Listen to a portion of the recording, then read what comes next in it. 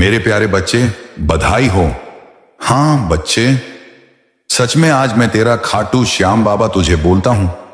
सुन मेरे बच्चे, यह सिर्फ शब्द नहीं है, यह तेरी आत्मा का संकटे है, तेरी मेहनत का फल है, तेरी धैर्य की जीत है।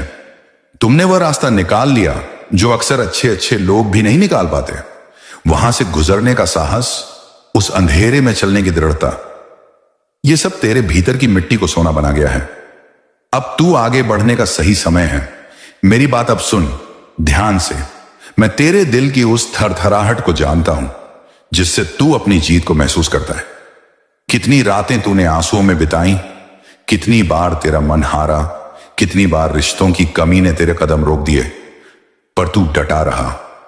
यही कारण है कि आज ब्रह्मांड ने तेरे लिए नया अध्याय शुरू कर दिया है। बच्चे, यह अदालत नहीं, यह वरदान है। पर वरदान वही बनता है जब तू अपनी जिम्मेदारी निभाता है। अब और सुन मेरे प्यारे बच्चे, मैं ये इसलिए बोल रहा हूं क्योंकि मैं चाहता हूं कि तू केवल सराहना पाने वाला नहीं बने, बल्कि उस सराहना को संभालने वाला बन। सफल होना आसान नहीं है। सफल होने के बाद भी साधारण मनुष्य कई बार खो जाता है। इसलिए मैं तुझे अब ऐसे कदम बता रहा हूं जिन्हें अपनाकर तू न सिर्फ मंजिल तक पहुंचेगा बल्कि वहां टिकेगा। मेरी बात अब सुन ध्यान से। जब तू किसी परीक्षा की तैयारी कर रहा है, चाहे वह बोर्ड परीक्षा हो, नौकरी की परीक्षा हो या जीवन की किसी परख, पढ़ाई को पूजा की तरह मान। पढ़ाई का हर समय, हर पन्ना, हर अभ्यास तेरी भक्ति बन जाए। जब तू पुस्तक खोलता है तो सोच ले कि तू मेरी ही नाम ले रहा है और मैं तेरे सामने बैठा हूं। यह अभ्यास तेरे मन को केंद्रित करने का तरीका है, क्योंकि जब जीवन में कोई क्रिया भक्ति की तरह हो जाती है तो मन उसका विरोध नहीं करता। मन उसमें पूरी तरह समर्पित हो जाता है। इस समर्पण से तेरा अवचेतन, सबकॉन्शियस भी उसी लक्ष्य के अनुरूप काम करने लगता है। यह वही कारण है कि कई बार रातों की मेहनत स्वतः परिणाम देती हुई महसूस होती है। अब थोड़ा रुक, मेरी बात अब सुन। मैं ये इसलिए कहता हूं क्योंकि कई बच्चे सिर्फ मंत्र जप कर बैठ जाते हैं और कर्म भूल जाते हैं। भक्त का अर्थ है सक्रिय निष्ठा। पूजा का मतलब सिर्फ मंदिर जाना नहीं। पूजा का अर्थ है तुझे अपनी प्रत्येक क्रिया में ईमानदारी लाना। परीक्षा के समय तेरे हाथ में कलम है, तेरी सोच है, तेरी योजना है। इन्हें पूजा का रूप दे। इसीलिए मैं बार बार कहता हूं, जब तू भगवान के समक्ष किसी काम की विनती करता है तो तेरा मन शांत होता है। वही शांति पढ़ाई के समय भी चाहिए। अगर तू हर बार किसी प्रश्न पर फंसकर डरता है तो मन विचलित होता है, स्मरण शक्ति घटती है। पूजा जैसा मन पढ़ाई में स्मृति और समझ दोनों को मजबूत करता है। इसलिए मेरे बच्चे, पढ़ाई में भक्ति भाव लाना यह केवल आध्यात्मिक बात नहीं, यह एक व्यावहारिक रणनीति है। मेरी बात अब सुन ध्यान से। जब तू परीक्षा की तैयारी कर रहा है तो योजना बनाना सीख। योजनाबद्ध जीवन वाले लोगों के सामने अनिश्चितताएं कम आती हैं। पर मैं यह भी जानता हूं कि योजना बनाना और उसे निभाना दोनों अलग चीजें हैं। इसलिए मैं कहता हूं, छोटे लक्ष्य बनाओ, हर दिन के लिए एक स्पष्ट लक्ष्य रखो और रात में उसे जांचो। ऐसा करने से तुझे आत्मविश्वास भी मिलेगा और तेरे मन का भय भी घटेगा। और जब विश्वास बढ़ता है तो प्रदर्शन बेहतर होता है। थोड़ा और सुन ले मेरे बच्चे। मैं यह इसलिए जिक्र कर रहा हूं क्योंकि बहुत से लोग बड़ी योजनाएं बनाकर डर जाते हैं। छोटी छोटी जीतें आत्मा को ऊर्जा देती हैं। एक छोटे लक्ष्य को पूरा करके तू खुद को साबित कर लेता है और यह सबसे बड़ी प्रेरणा है। याद रख, बड़ा सपना चाहिए पर छोटे छोटे कदम उसे सच करने के साधन हैं। मेरी बात अब सुन और यह जान कि रिश्तों की कमी या आलोचनाएं सामान्य हैं। जो लोग तेरे बारे में नकारात्मक बोलते हैं या तुझे समझते ही नहीं, उनके बारे में ज्यादा मत सोच। पर इसका अर्थ यह नहीं कि तू अलग होकर चले। लोगों से दूर रहना नहीं, पर अपनी ऊर्जा को बचाना सीख। वह लोग जो तेरे रास्ते में रोदे फेंकते हैं, वे अक्सर तेरे विकास का उपकरण बनते हैं, क्योंकि रोधा गिराने के लिए तू और अधिक तेज चलता है। अब रुककर सोच, क्यों मैं यह कहता हूं कि आलोचनाओं से विरक्त हो जाऊं? क्योंकि जब तू हर आलोचना पर ध्यान देगा तो तेरी ऊर्जा बिखर जाएगी। ऊर्जा वह चीज है जिससे तू काम करता है। ऊर्जा को संरक्षित रखना आवश्यक है। ऐसे लोगों की ऊर्जा को वापस न दो। अपने काम में शुद्धता और ईमानदारी रख और चल। पढ़ डुए है, मैं तेरे साथ हूं, पर तुझे खुद भी अपने मन को मजबूत करना होगा। मेरी बात अब सुन ध्यान से। मैं यह भी बताना चाहता हूं कि विश्राम जरूरी है। ठीक तरह से पढ़ना मतलब रातों को पूरी तरह जलाकर पढ़ना नहीं। वह तरीका उल्टा असर कर सकता है। तन और मन दोनों का पोषण जरूरी है। तू अपने शरीर को भी दयालु बनाकर रख। पौष्टिक भोजन, पर्याप्त नींद, यह सब तेरे ध्यान और स्मृति के लिए अनिवार्य है। पर मैं जानता हूं कि कई बच्चे सीमित साधनों में जीते हैं। तब भी छोटे छोटे कदम जैसे समय पर खाना, थोड़ी सैर और आराम के छोटे छोटे सेशन बहुत मदद कर सकते हैं। अब थोड़ा रुककर मेरी बात सुन। मैं यह इसलिए बताता हूं क्योंकि कई बार बच्चे कहते हैं कि मेरे पास समय नहीं है या पैसा नहीं है। मैं नहीं मांगता कि तू महंगे सप्लीमेंट ले। साधारण चीजें जैसे हल्का व्यायाम, गहरी सांसें, थोड़ी रोटी और दाल, ये सब तेरे शरीर और दिमाग को सहारा देंगे। अगर तू स्वस्थ रहेगा तो तेरी पढ़ाई भी फलदायी होगी। मेरी बात अब सुन। ध्यान का अभ्यास रोज कर। 10 मिनट प्रतिदिन ध्यान लगाना ही बड़ी बदलाव लाता है। यह तुझे तंद्रित विचारों से मुक्त करेगा और स्थिति के प्रति तुझे स्पष्ट दृष्टि देगा। और जब तू स्पष्ट होगा तो समस्या का समाधान सरल दिखाई देगा। इसी प्रकार छोटे छोटे ध्यान सत्र तेरे आत्मविश्वास को बढ़ाते हैं। अब सुन मेरे बच्चे, मैं ये इसलिए कह रहा हूं क्योंकि जीवन में हर चीज एक प्रक्रिया है। एक रात में परिवर्तन नहीं होता, पर लगातार छोटे कदमों से बड़े परिणाम आते हैं। जब तू किसी प्रश्न पर बार बार फंसता है तो उसे अलग तरीके से समझने की कोशिश कर। किसी दोस्त से पूछ, अध्यापक से पूछो, और अगर संभव हो तो अपनी गलतियों को लिख लो। लिखने से ज्ञान ताजा होता है। यह न केवल पढ़ाई के लिए बल्कि जीवन के हर क्षेत्र में लागू होता है। मेरी बात अब सुन ध्यान से। आत्मवार्तालाप पर नियंत्रण रख। जो तू खुद से कहता है वही तेरे विचारों का स्वरूप बनता है। अगर तू बार बार कहेगा मैं कर नहीं पाऊंगा तो अवचेतन भी उस पर यकीन कर लेगा। पर अगर तू बार बार कहे मैं प्रयास कर रहा हूं, मैं सुधार रहा हूं, तो वह विश्वास तेरे साथ काम करेगा। भाषा की शक्ति को हल्के में मत ले। इसलिए रोज सुबह और रात को अपने लिए सकारात्मक वाक्य बोल। मेरे बच्चे, यह तकनीक तेरे मन को प्रशिक्षित करती है। अब रुककर मेरी बात सुन। मैं यह इसलिए बता रहा हूं क्योंकि बहुत से बच्चे आत्मालोचना में फंस जाते हैं। खुद को प्यार से सुधारो, सख्ती से नहीं। याद रख, सख्ती से प्रेरणा मिल सकती है, पर प्यार से दी गई प्रेरणा टिकाऊ होती है। खुद से दया रखो और फिर मेहनत करो। मेरी बात अब सुन और ध्यान से समझ। जब परीक्षा का समय निकट हो तो पिछले पेपरों का अभ्यास करना और समय सीमा में प्रश्न हल करना जरूरी है। यह तुझे परीक्षा की परिस्थितियों का अनुभव कराता है। तो झुकना मत भूलना, क्योंकि जो सिर झुकाता है वही सबसे ऊंचा होता है। तेरे जीवन में अब ऐसा व्यक्ति आने वाला है जो तेरा सच्चा साथी बनेगा। वह तेरी आत्मा को समझेगा, तेरी चुप्पी में तेरी बातें सुन लेगा। यह रिश्ता कोई धोखा नहीं होगा, यह मेरा भेजा हुआ तोहफा होगा। मैंने इस आत्मा को तेरे जीवन के रंग में रचा है जो तुझे पूरा कर देगी, जिसके आने से तू खुद को घर जैसा महसूस करेगा। बच्चे, अब वह वक्त भी दूर नहीं जब तेरा नाम सबकी जुबान पर होगा, पर यह नाम तेरे लिए अहंकार नहीं बल्कि प्रेरणा बनेगा, क्योंकि तू वो है जिसे मैंने दर्द में तपाकर दया, करुणा और हिम्मत का रूप दिया है। अब तू दूसरों के अंधेरे में रोशनी बनेगा। तेरी पहचान अब तेरे दर्द नहीं होंगे, तेरी पहचान तेरे कर्म बनेंगे। मेरे बच्चे, मैं तुझसे एक बात कहना चाहता हूं। जब तू अब सफलता की ओर बढ़ेगा तो अपने भीतर नम्रता बनाए रखना, क्योंकि नम्र इंसान को मैं कभी गिरने नहीं देता। तेरी तकदीर मैंने खुद लिखी है और इस बार उसमें ठोकरें नहीं बल्कि अवसर लिखे हैं।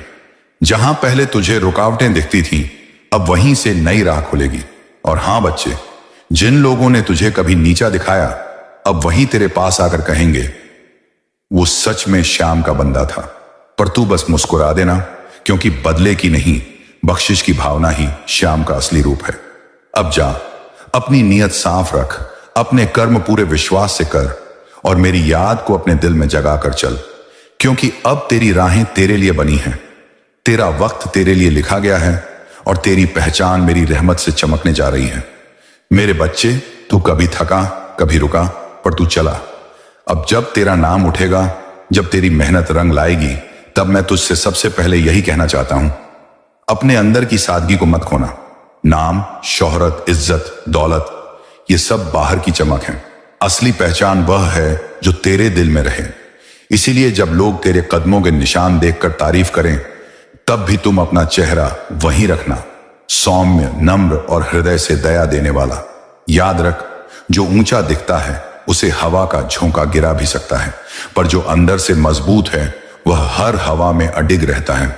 तू जब बुलंदियों को छुएगा तो कई तरह की बातें सुनने को मिलेंगी। कुछ लोग तुझे सलाम करेंगे, कुछ तेरी तारीफ से सरो नाक झुकाएंगे और कुछ तेरे आगे खामोश हो जाएंगे। पर ध्यान रख, इन सब का असर तेरे नेक इरादों पर नहीं होना चाहिए। जब तारीफ मिले, अपने आप में एक नजर डाल, क्या मैं वही इंसान बना रहूंगा जो पहले था? क्या मेरी नीयत वैसी ही सच्ची रहेगी? अगर हां, तो यही सबसे बड़ी जीत है।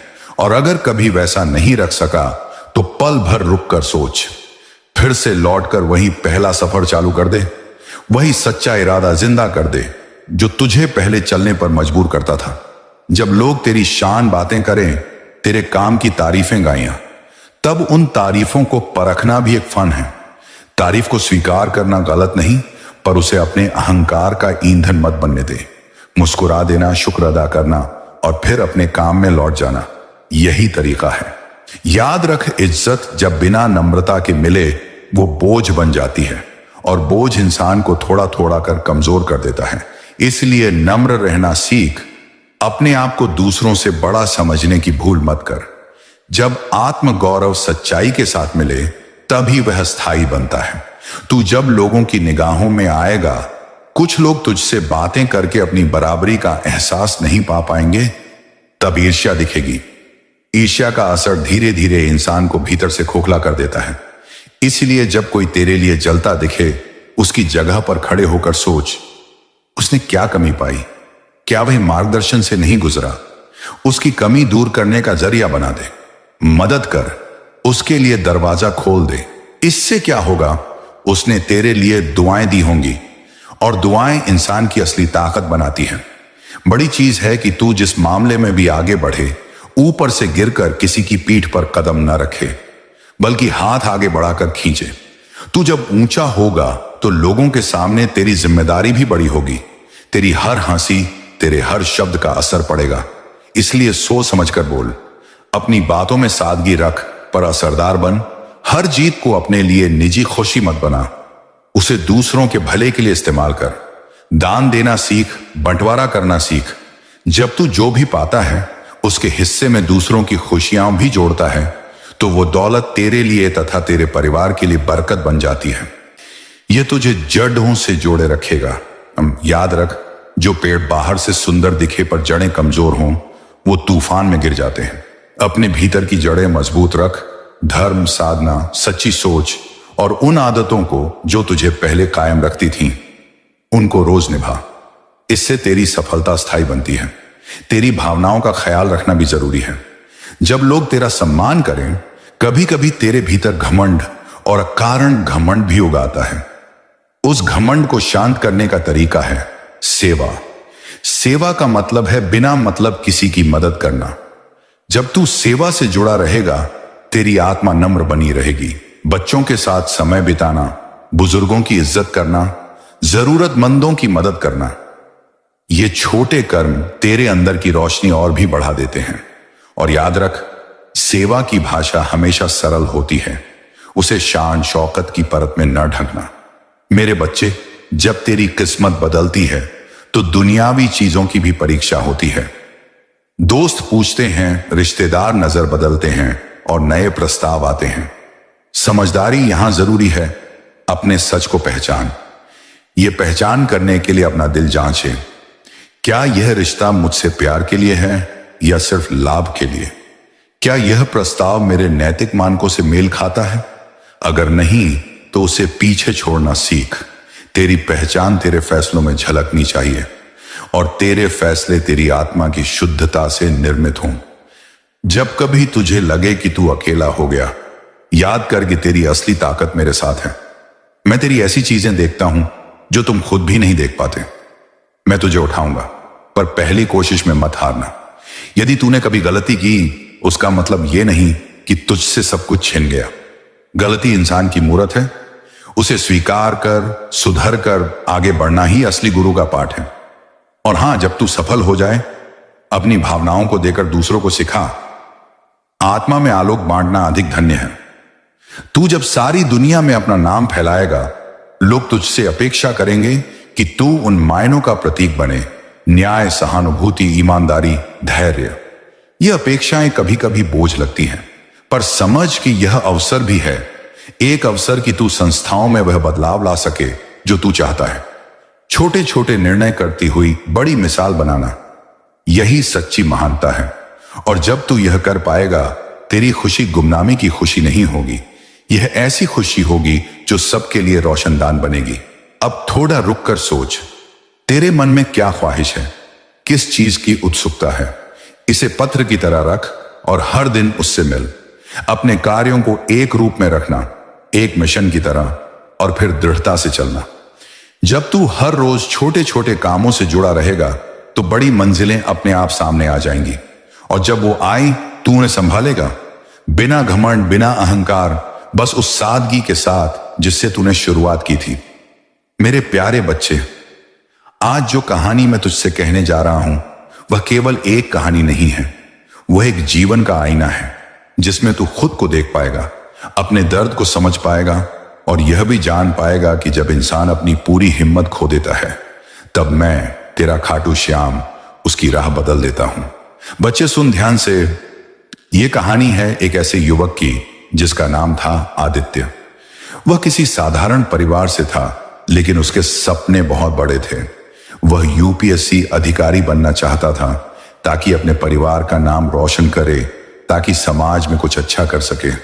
वह दिल्ली आया, कोचिंग ली, बहुत मेहनत की, दिन रात पढ़ाई में लगा रहा।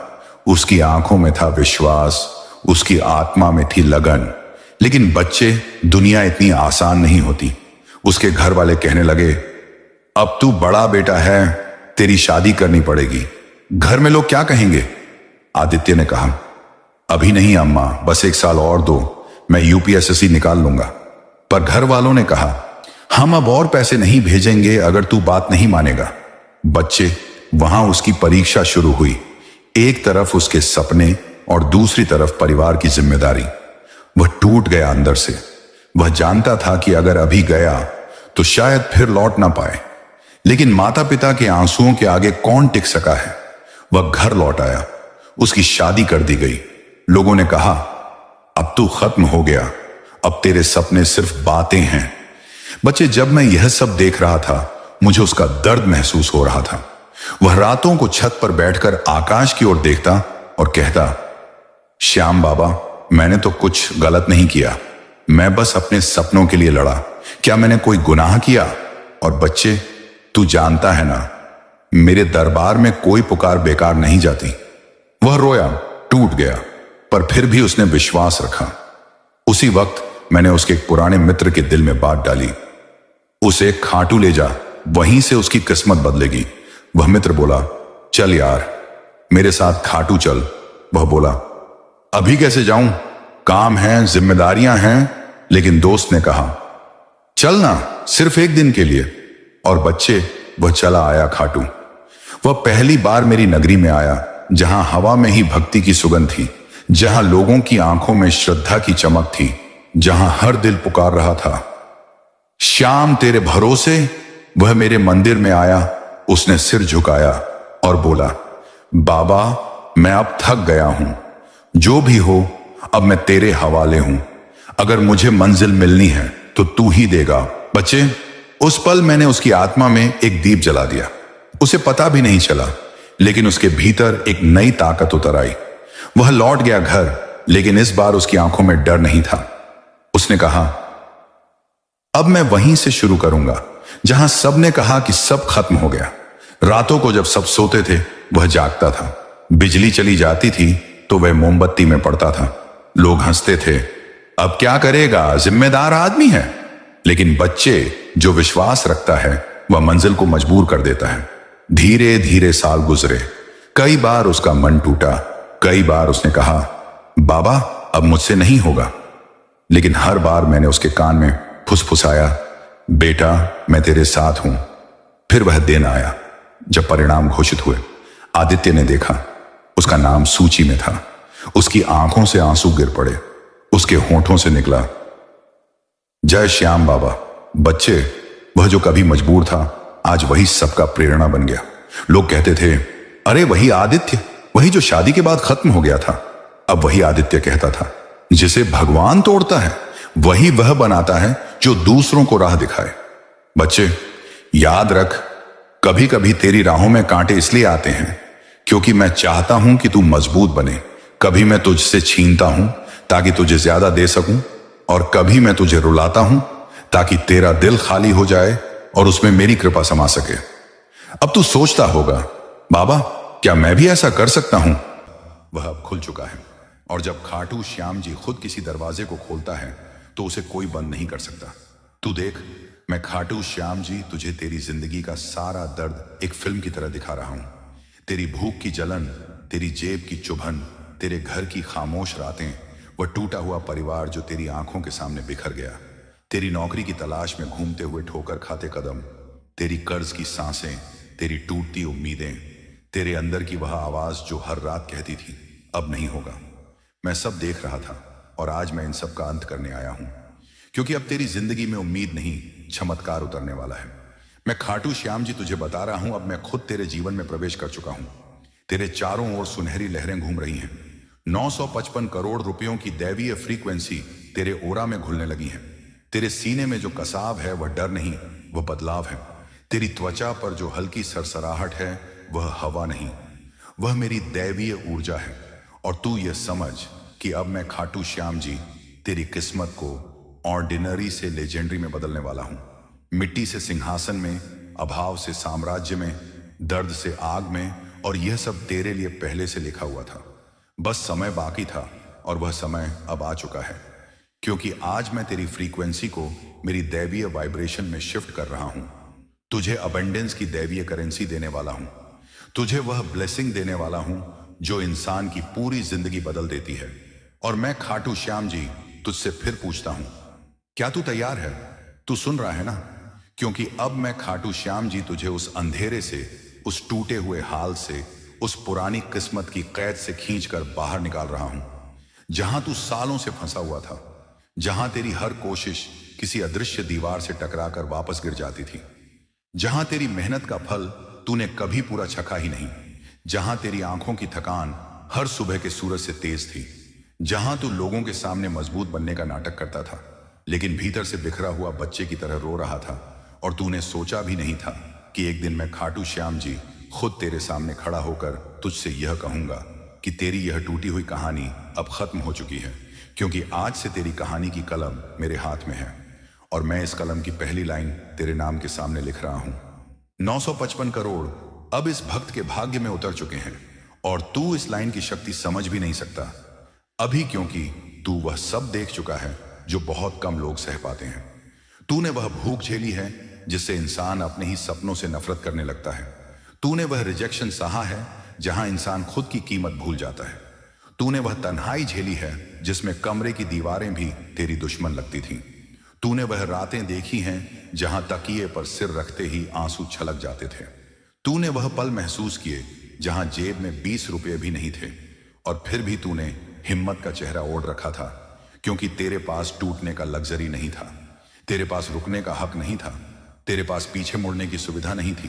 तूने बस चुपचाप लड़ाई लड़ी और मैं हर सेकंड तेरे साथ था।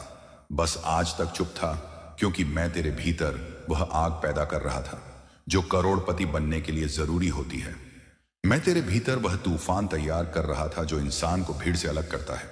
और आज मैं खाटू श्याम जी तुझसे कह रहा हूं कि तेरी मेहनत, तेरे आंसू, तेरी तन्हाई, तेरी हार, तेरी चीख, तेरी बेबसी, अब इन सब का बदला मिलने वाला है, क्योंकि आज मैं खाटू श्याम जी तेरे जीवन में अबंडेंस की दैवीय करेंसी भेज रहा हूं। आज मैं तेरी एनर्जी को मिलेनियर वाइब्रेशन में सेट कर रहा हूं। आज मैं तेरी नसों में वह दिव्य प्रकाश डाल रहा हूं जो केवल उन चुने हुए भक्तों को मिलता है जिन्हें मैं अपने हाथों से अमीर बनाता हूं। और तू उन्हीं में से एक है। तू वही आत्मा है जिसके लिए मैं आज यह दैवीय द्वार खोल रहा हूं। अब तेरी फ्रीक्वेंसी बदल रही है। तू महसूस कर कि तेरे आसपास हवा भारी हो रही है, तेरी आंखें गर्म हो रही हैं, तेरे सीने में कंपन तेज हो रहा है, क्योंकि अभी इसी पल 955 करोड़ की दैवीय ऊर्जा तुझ में उतर रही है।